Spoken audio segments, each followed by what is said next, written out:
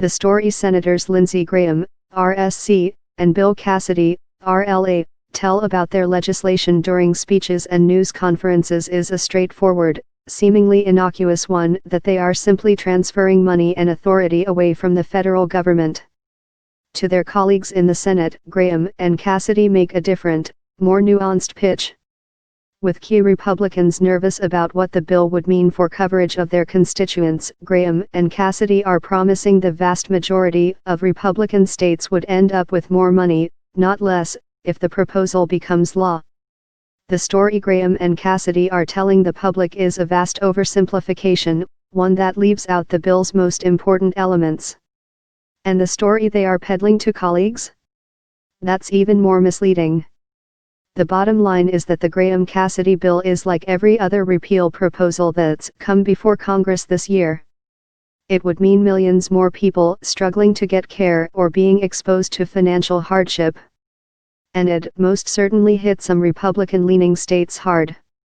Graham and Cassidy are telling the truth when they say their proposal turns control of the Affordable Care Act to the states. Specifically, they would transform the program into a block grant, giving states enormous leeway over how to spend the money that, in today's system, goes to finance expanded Medicaid programs and subsidized private insurance. But the proposal actually does a great deal more than simply give states more control over how to spend dollars now going to health care. It also gives them less of that money to spend. On the whole, the block grant would be smaller than what states would receive if the Affordable Care Act remains in place. That is very much by design, because Graham and Cassidy want to reduce federal spending. But the cut would be substantial, to the tune of $239 billion over the first 10 years, according to the Center on Budget and Policy Priorities, which so far is the only independent organization to conduct this kind of analysis. Meanwhile, the bill calls for redistributing funds among the states in general, taking from those, like California, where officials have tried diligently to expand coverage, and giving to those, like Texas, where officials have done nothing or even tried to undermine the Affordable Care Act. Judging by how many GOP senators voted for repeal bills in July, most are willing to live with such cuts, at least on a national level, even if they don't like to advertise them. But many of those senators remain skittish about the precise effects cuts would have on their own constituents, and that's a big political problem for the Graham-Cassidy bill, thanks in part to how it redistributes that money among the states. In general, the bill would move money from Democratic to Republican states. Graham and Cassidy have generally acknowledged this, when pressed, and sometimes justified it in the name of fairness. But when the Center on Budget and Policy Priorities looked at the effect of Graham-Cassidy on a state-by-state basis, it found that plenty of GOP states would end up losing out in the first decade.